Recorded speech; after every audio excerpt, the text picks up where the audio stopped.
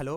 कैसे हैं आप लोग। चलिए बात करते हैं आज हम लोग sexual reproduction in flowering plant के पार्ट 5 में आज हम लोग डिस्कस करने वाले हैं यहाँ पे सीड।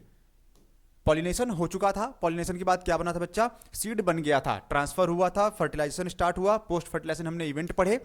पोस्ट फर्टिलाइजेशन इवेंट में हमने 3 चीजें देखी थी। पहला कौन सा था, जिसमें आपका एम्ब्रियो का डेवलपमेंट चल रहा था, एंडोस्पर्म बना हुआ था। उसके बाद हम बढ़ रहे थे कि सीड ओव्यूल जो है कहाँ कन्वर्ट होगा, सीड में। और साथ ही साथ में हम ओवरी की भी बात कर लेते थे कि ओवरी जो है वो कहाँ कन्वर्ट हो जाएगी, मेच्योरेशन के बाद, फर्टिलाइजेशन के बाद किस में कन्वर्ट होगी, फ्रूट बनाएगी। तो ओवरी फ्रूट बनाए उससे पहले हम कहाँ देख रहे हैं, ओव्यूल के बारे में। तो ओव्यूल जो कि सीड बना रहा था, हम उसी पार्ट को लेकर आज आगे बढ़ने वाले हैं, ठीक है। क्योंकि आपको पता है सीड कहां बनता है, जब ओव्यूल क्या होगा, एम्ब्रियो सैक के अंदर का ओव्यूल मैच्योर होगा तो क्या किसमें कन्वर्ट होगा, सीड में। ऐसा नहीं है कि जो ये सीड बना है ये सिर्फ और सिर्फ एंजियोस्पर्म की खास बात है, आपको जिम्नोस्पर्म में भी देखने को मिलता है। लेकिन जिम्नोस्पर्म में सबसे खास बात ये थी कि वो नेकेड सीड बियरिंग प्लांट है, जिम्नोस प्लस स्पर्मा, नेकेड सीड। जहां पे नेकेड सीड बनते हैं, जहां पे फ्रूट नहीं बन रहा है, वो वाला केस आपका जिम्नोस्पर्म का होगा। लेकिन क्योंकि हम लोग यहां पे फ्रूट की बात करेंगे, इसलिए ये एंजियोस्पर्म की बात होगी, ठीक है। तो सीड कहां बना बच्चा इस बार, formed in angiosperm and it is मतलब कौन, seed is the final product of the sexual reproduction. Sexual reproduction का ये फाइनल प्रोडक्ट बना है आपका क्या, सीड। साथ ही साथ में फर्टिलाइज्ड ओव्यूल भी है, यानी सीड को हम क्या बोल सकते हैं कि फर्टिलाइज्ड ओव्यूल क्या कन्वर्ट होगा, सीड में कन्वर्ट होगा। इसके साथ ये सीड बनता कहां है, फॉर्म्ड इनसाइड द फ्रूट। जब जब सीड बनना होगा, ये आपका फ्रूट होगा, फ्रूट के अंदर क्या बनेगा, सीड। ये सीड और ये वाला हिस्सा आपका फ्रूट का होगा। अगर ऐसा कंडीशन क्रिएट होगा तब इसको क्या बोलेंगे हम, एंजियोस्पर्म बोलेंगे। लेकिन अगर सिर्फ सीड बन जाए, जैसे रामदाना है ना, वो जो गिंगो बाइलोबा वाला था, साइकस रिवोल्यूटा वाला था, उसके अगर बारे में बात करते तो क्या हो जाता, फिर वो कन्वर्ट हो जाता कहाँ पे, जिम्नोस्पर्म में। लेकिन हम यहाँ पे किसकी बात कर रहे हैं, बात कर रहे हैं एंजियोस्पर्म की, इसलिए हम लोग फोकस यहाँ पे करेंगे। What about the part of seed, कह रहे हैं सीड के कितने पार्ट हो सकते हैं। जनरली हम सीड में 3 पार्ट आपको बताएंगे। पहला सीड कोट, जो हार्ड स्ट्रक्चर होता है, जैसे एक एग्जांपल ले लीजिए मैंजीफेरा इंडिका का, आम का है ना, आम का सीड है जिसको हम लोग गुठली बोलते हैं। गुठली का सबसे आउटर स्ट्रक्चर क्या होता है, काफी टफ होता है, उसको क्या बोल रहे हैं, सीड कोट बोल रहे हैं। उसके अंदर जो कि उसका एम्ब्रियो होता है, एम्ब्रियो के पास क्या देखेंगे, एम्ब्रियो को हम लोग कॉटिलिडन बोलते हैं। तो मैंगो अगर डाई कॉटिलिडन से बिलोंग कर रहा है तो इसमें 2 कॉटिलिडन आपको देखने को मिलेंगे। अगर कोई मोनो कॉटिलिडन वाला प्लांट होता तो उसमें क्या मिलता आपको, एक सिंगल कॉटिलिडन देखने को मिलता। तो सीड में आपको क्या 3 चीजें दिख रही है, सीड कोट मिल गया मैंगो में, दूसरा कॉटिलिडन मिल गया, तीसरा क्या मिला, तीसरा आपको मिला एम्ब्रियोनल एक्सिस। उस दोनों एम्ब्रियो के बीच में जो एक लाइनिंग बनती है उसको क्या बोलते हैं, एम्ब्रियोनल एक्सिस कहा जाता है। हम यहां पे उसी की बात कर रहे हैं। अच्छा, सीड के टाइप कितने हो सकते हैं, जनरली आपने देखा होगा, पाया होगा, सुना होगा, खाया भी होगा। सीड 2 टाइप का आपको मिलेगा। पहला मिलेगा आपको एल्ब्यूमिनस सीड, दूसरा non albuminous seed. Albuminous seed क्या होता है, एल्ब्यूमिनस का मतलब होता है जिसमें एल्ब्यूमिन पाया जाए, या आप ये कह लो कि वो जो रेजिडुअल बचा हुआ एंडोस्पर्म का पार्ट होता है उसको क्या बोलते हैं, एल्ब्यूमिनस बोलेंगे। और जिसमें एल्ब्यूमिन नहीं पाया जाए, या आप ऐसे कह लो डायरेक्ट सेंस में, जिसमें आपको रेजिडुअल एंडोस्पर्म ना मिले, ऐसे सीड में जिसमें आपको नहीं मिल रहा है एंडोस्पर्म, वो क्या होगा, नॉन एल्ब्यूमिनस में कंसीडर किया जाएगा। तो 2 तरह के सीड आपको मिलेंगे, non albuminous and albuminous. Non albuminous में कह रहा है कि नो रेजिडुअल एंडोस्पर्म, जिसका एग्जांपल आपको मिलेगा पी प्लांट में और दूसरा ग्राउंड नट में। इसमें आपका रेजिडुअल एंडोस्पर्म नहीं होता, नहीं पाया जाता। लेकिन जो एल्ब्यूमिनस सीड है बच्चा, जिसमें कहीं ना कहीं किसी तरीके से ये बचा के रख लेता है थोड़ा सा पार्ट, किसका, एंडोस्पर्म का, तो retain a part of endosperm is known as albuminous. अब आपसे एनसीईआरटी के अकॉर्डिंग ये जो नीट वाला पोर्शन है ये आपसे पूछेगा कि बताइए एल्ब्यूमिनस और नॉन एल्ब्यूमिनस सीड में क्या डिफरेंस है, और साथ ही साथ में ये आपसे क्या पूछेगा, ये आपसे पूछेगा उनका एग्जाम्पल। तो आपको प्लांट के या सीड के एग्जाम्पल आपको याद रखने हैं।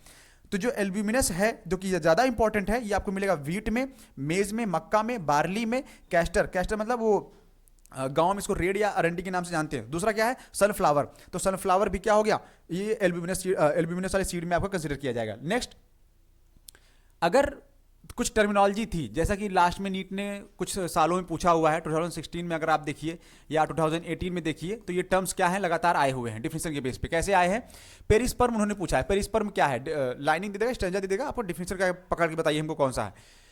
पेरिस्पर्म अगर रेजिडुअल परसिस्टेंट न्यूसेलस है, अगर आपको एम्ब्रियो सैक का स्ट्रक्चर नहीं याद है तो ये बहुत बड़ी शर्म की बात होगी। क्यों, इसमें ये आपको 3 सेल बताया गया था, ठीक है, ये एम्ब्रियो सैक है। लेकिन साथ में जब ये ओव्यूल के अंदर कवर था तो हमने ओव्यूल में आपको बहुत सारे पार्ट बताए थे ना, जिसमें फ्यूनिकल आया था, हाइलम आया हुआ था, और इसी के साथ साथ क्या था इसी के आसपास जो ये इसके बाद वाला एरिया था, कवर वाला एरिया था, क्या था ये, यही तो था आपका ये न्यूसेलस, जो कि बचा के रखता है अपने पास, क्या बचा के रख रहा था, रिजर्व फूड मटेरियल को स्टोर करके रख रहा था, ठीक है, एम्ब्रियो सैक के डेवलपमेंट के लिए।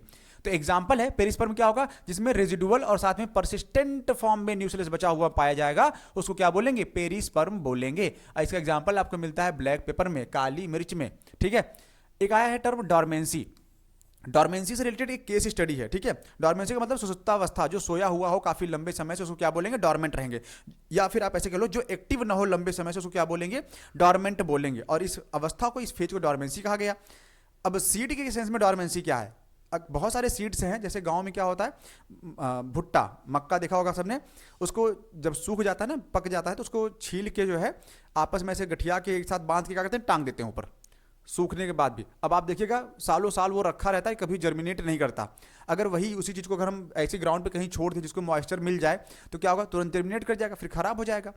तो ये जर्मिनेट नहीं कर रहा है इतने साल तक, कितने साल तक नहीं करेगा, तो जितने साल तक वो जर्मिनेट नहीं कर रहा है, ये उसका फेज क्या है, डॉर्मेंसी वाला फेज है, शांत मस्त पड़ा हुआ है, ठीक है। तो डॉर्मेंसी वाले फेज को हम कह रहे हैं कि inactive state of embryo, embryo जब तक इनएक्टिव स्टेट में है तब तक उसको हम क्या बोलेंगे, उसका डॉर्मेंसी बोलेंगे। और इसके बेस पे ये बोलेंगे, बताइए कि कोई भी एम्ब्रियो या कोई भी सीड जो है कब तक डॉर्मेंट रह सकता है। तो डॉर्मेंसी का भैया बहुत सारा रूल है, जैसे कुछ दिन तक डॉर्मेंट रह सकता है, कुछ महीने तक रह सकता है, कई साल तक रह सकता है, कई 100 साल तक रह सकता है। तो ये डॉर्मेंसी के अलग अलग एग्जाम्पल आपको मिलेंगे अलग अलग केस स्टडी में। पहला, अच्छा एक टर्म और डिस्कस कर लेते हैं, यहाँ पे छूट गया था, पेरिकार्प। पेरिकार्प क्या है, the wall of the ovary that develops into, ovary की वो दीवारें जो फ्रूट की दीवारों में कन्वर्ट हो गई हैं, उसको क्या बोला जाएगा, पेरिकार्प। तो डिफरेंस आएगा पेरिस्पर्म में और पेरिकार्प में, और यहां पे आपको बताना होगा कि एक परसिस्टेंट न्यूक्लियस है और दूसरा ओवरी की दीवार जो कि फ्रूट की दीवार बन गई है, वो क्या हो गई, वो हो गया आपका पेरिकार्प। अच्छा, वाइबिलिटी ऑफ सीड क्या है, अब वाइबिलिटी ऑफ सीड में कह रहे हैं कि सीड कुछ मंथ तक वाइबल रह सकते हैं, या तो कुछ महीने तक रहेंगे या तो कई साल तक रह सकते हैं, ठीक है। जिसमें से एक एग्जांपल मिला, ये इंपॉर्टेंट है नीट के लिए, नीट वाले सेगमेंट में ये आपके लिए इंपॉर्टेंट का मार्क कर लीजिएगा, ठीक है। आने वाले समय में कभी ना कभी आपको ये एग्जाम जरूर मिलेगा, क्यों, क्योंकि ये केस स्टडी है जिसकी बात हमने पहले करी थी। कह रहा है कि ओल्डेस्ट एंड वाइबल सीड जो है उसका नाम है ल्यूपिन। ल्यूपिन एक ऐसा सीड है जो कई सालों तक, सबसे पुराना कहते हैं कि सबसे पुराना डॉर्मेंट है और साथ वाइबल भी है। वाइबल क्यों है, मतलब जब इसको बोएंगे कभी तो ये क्या करें, जर्मिनेशन की एबिलिटी रखता है, ठीक है। तो ओल्डेस्ट वाइबल सीड है ल्यूपिन। ऑप्टेन कौन से प्लांट से होता है, इसका नाम है ल्यूपिनस आर्कटिकस, क्योंकि साइंटिफिक नेम है, बॉटनिकल नेम है, तो सेपरेटली अंडरलाइन किया जाएगा बायनॉमियल नॉमेनक्लेचर के अकॉर्डिंग। एक्सकेवेट कहां से किया गया, इसको निकाला कहां से गया, खोद के। एक्सकेवेटेड मतलब खोद के निकाला गया, ढूंढा गया, मिला, कहां मिला ये आपको मिला, इसके नाम से पकड़िएगा, आर्कटिकस लगा हुआ है, मतलब आर्कटिक टुंड्रा वाले क्षेत्र से क्या किया गया, इसको निकाला गया था। इसका डॉर्मेंसी पीरियड कितना रहा, कितने साल तक ये डॉर्मेंट पड़ा रहा, ये लगभग नियर अबाउट का डेटा है कि 10,000 साल तक क्या था, डॉर्मेंट पड़ा रहा। यानी आप एस्टिमेट कर लीजिए कि जो एंजियोस्पर्म प्लांट आए हुए हैं कि वो उनकी ओरिजिन कब से हुई है। तो आप यहाँ से इवोल्यूशन का भी पार्ट देख सकते हैं, साथ में इसका डॉर्मेंसी पीरियड भी देख सकते हैं कि सबसे ज़्यादा ओल्डेस्ट जो डॉर्मेंट रहा है, साथ ही साथ में ये वाइबल भी है। तो कौन है, वो है आपका ल्यूपिन। ल्यूपिन सीड है, प्लांट इसका है ल्यूपिनस आर्कटिकस, एक्सकेवेट हुआ था ये आपका आर्कटिक टुंड्रा से। डॉर्मेंसी पीरियड कितना है इसका बच्चा, 10,000 साल के आसपास है। अच्छा, ये तो पुरानी बात हो गई। एक नई डेटा आई है, नया डेटा क्या है, कह रहा है recent record of the old and viable seed is equal to 2000 year. जो नया वाला सीड मिला हुआ है वो कह रहे हैं कि 2000 साल से डॉर्मेंट पड़ा हुआ था। इसका नाम क्या है, date palm. Date palm I think खजूर है, और अगर खजूर ही है तो हम सही जा रहे हैं, और इसका बॉटनिकल नेम होगा फिनिक्स डेटाइलिफेरा। तो फिनिक्स डेटाइलिफेरा जिसको डेट पाम कहा जाता है, ये भी 2000 साल पुराना मिला है, जो कि डॉर्मेंट रहा है। कहते हैं कि जो एक किंग थे, किंग हेरोड, राजा हेरोड, उनके महल के पास से ये मिला। राजा हेरोड का जो महल है वो डेड सी, मृत सागर के पास कहीं आसपास पाया गया था, और वहीं पे जब खुदाई चल रही थी तो ये आपको मिला था। तो कहते हैं कि excavated from the king Herod's palace, राजा हेरोड के महल के आसपास ये मिला था, जो कि डेड सी के पास है, मृत सागर के पास था। अब सबसे मजेदार बात यहाँ पे आपको मिलेगा ये एपोमिक्सिस के बारे में। एपोमिक्सिस जानने से पहले आपको ये बात पता होनी चाहिए कि पार्थेनोकार्पी क्या है। पार्थेनोकार्पी के बारे में आपको पहले बताया गया था कि पार्थेनोकार्पी में जिसमें विदाउट फर्टिलाइजेशन फ्रूट बन जाए। फर्क है, विदाउट फर्टिलाइजेशन यहाँ पे लिखा हुआ है, विदाउट फर्टिलाइजेशन यहाँ पे सीड बनने वाला है। देखिए ये सीड विदाउट फर्टिलाइजेशन, लेकिन पार्थेनोकार्पी में क्या होगा, पार्थेनोकार्पी में ये डिफिनेशन बदल जाएगी। Parthenocarpy equal to without fertilisation जब फ्रूट बनता है तब उसको पार्थेनोकार्पी कहते हैं। यानी आपको डिफरेंस करना आसान हो जाएगा किसमें, पार्थेनोकार्पी में और एपोमिक्सिस में। तो पार्थेनोकार्पी विदाउट फर्टिलाइजेशन फ्रूट का फॉर्मेशन है, लेकिन एपोमिक्सिस क्या है, production of seed without fertilisation. Fertilisation नहीं होगा फिर भी सीड बनेगा, फर्टिलाइजेशन नहीं होगा फिर भी फ्रूट बन रहा है। मतलब आपको नहीं लग रहा है कि ये sexual mode of reproduction follow किया जा रहा है, साथ ही साथ में क्या कर रहा है, मिमिक कर रहा है कि हम क्या है, सेक्सुअल रिप्रोडक्शन परफॉर्म कर रहे हैं, जबकि ये तो एसेक्सुअल रिप्रोडक्शन होना चाहिए था यहाँ पे। इसी टर्म को ये डिफाइन कर रहे हैं, कह रहे हैं कि एपोमिक्सिस में कुछ स्पीसीज ऑफ एस्टेरेसी, एस्टेरेसी एक प्लांट फैमिली जिसमें क्या मिलेगा आपको, एपोमिक्सिस देखने को मिलेगा। साथ ही साथ में कह रहा है कि ग्रासेस की कुछ फैमिली यानी जो कि मोनोकॉटिलिडन्स में आते हैं, कह रहा है उसमें भी आपको जो है एपोमिक्सिस देखने को मिल सकता है। एपोमिक्सिस इंपॉर्टेंट क्यों है, कह रहा है कि ये एक तरह का मोड है एसेक्सुअल रिप्रोडक्शन का, और ये मिमिक करता है। मिमिक मतलब क्या, नकल करना। किस चीज की नकल कर रहा है, खुद तो एसेक्सुअल रिप्रोडक्शन कर रहा है और बता रहा है कि हम क्या कर रहे हैं, हम सेक्सुअल रिप्रोडक्शन परफॉर्म कर रहे हैं। तो ये क्या है, झूठा मिमिक्री है। मिमिक्री क्या कर रहा है, किसी मॉडल को कॉपी करने का ये प्रयास कर रहा है। नेक्स्ट पॉलीएम्ब्रियोनी, ये सबसे छोटा टॉपिक लेकिन सबसे इंपॉर्टेंट। पॉलीएम्ब्रियोनी क्या है, पॉली का मतलब मल्टीपल है ना, पॉली का मतलब ढेर सारा, मल्टीपल नंबर हम इसको बोल सकते थे आपको। एम्ब्रियोनी का मतलब यहाँ पे एम्ब्रियो से लिया गया है, फॉर्मेशन ऑफ एम्ब्रियो हमने कहा था आपसे, जिसमें एम्ब्रियो बनता है उसको क्या बोलते हैं, एम्ब्रियोनी या एम्ब्रियोजेनी कहा था। तो पॉलीएम्ब्रियोनी में मल्टीपल एम्ब्रियो बनने वाले हैं, लेकिन कहाँ पे, occurrence of more than one embryo in a seed, एक ही सीड के अंदर कई सारे एम्ब्रियो। एग्जांपल के तौर पे ऐसे समझिएगा, ये एक सीड है, ठीक है, यानी ये ओव्यूल था, मैच्योर किस में कन्वर्ट हो गया, सीड में। अब इसके अंदर आपको कई सारे क्या मिल जाए, एम्ब्रियो मिले, यानी ये इस सीड के अंदर आपको ये एक ये एम्ब्रियो सेक, एक ये, जिसमें आपका ये 3 सेल इधर 3 सेल इधर, ऐसा वाला कॉन्सेप्ट आपको ये मिले, ठीक है। तो इस कंडीशन को क्या बोलेंगे, इस कंडीशन को हम लोग बोलेंगे पॉली एम्ब्रियोनी। ये आपका ओव्यूल, ओव्यूल के अंदर ये एम्ब्रियो, ठीक है। तो एक सीड के अंदर, ओव्यूल के अंदर कई सारे एम्ब्रियो का पाया जाना पॉली एम्ब्रियोनी कहा जाता है, जो कि एग्जाम्पल है। ये नीट में आ चुका है, ये सवाल नीट में आया हुआ है, इन्होंने पूछा हुआ है, ठीक है, कि नाम बताइए।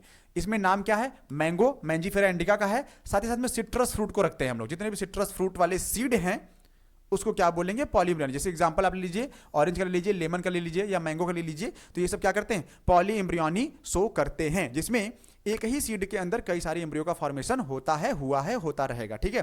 तो ये वाला टॉपिक आपका यहाँ पे रहेगा। उम्मीद करते हैं कि इस टॉपिक में ये वाला जो डाउट्स होंगे आपके या क्वेश्चंस होंगे वो हम लोग डिस्कस कर लेंगे। इस टॉपिक में आज के लिए इतना ही, हम लोग फिर से मिलेंगे एक नए टर्म पे, एक नए टॉपिक के साथ, जिसका नाम होगा इमैस्कुलेशन एंड बैगिंग टेक्निक। तो आज के लिए इतना ही, थैंक यू, मिलते हैं में, थैंक यू।